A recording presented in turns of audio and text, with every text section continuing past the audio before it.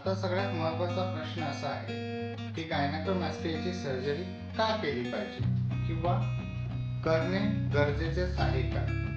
बहुतेकांच्या मनात हा प्रश्न प्रकर्षाने येत असतो.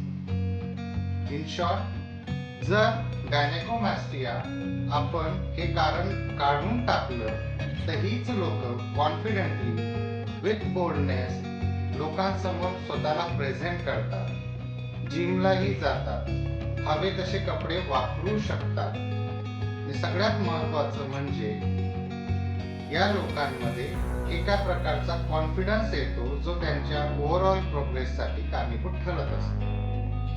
गायनेकोमॅस्टिया सर्जरीमध्ये फक्त छातीचा आकार लहान केला जातो किंवा पुरुषांची छाती जी स्त्रियांप्रमाणे झालेली असते त्याला पुन्हा पुरुषांच्या छातीप्रमाणे करण्याचं सर्जरी नसते. फक्त याच्यामध्ये जी लॅप्स झालेली स्किन असते तीही टाईट होत असते. एखाद्या वेळेस जर गरज वाटली, जेव्हा पुरुषाची छाती ही अधिक मात्रेत वाढलेली असते तेव्हा त्याच्यातला काही टिश्यूचा भाग हा तपासणी करण्यासाठीही पाठवला जातो आणि याच्याने आपल्याला परफेक्ट असं निदान, अचूक निदान मिळत असतं.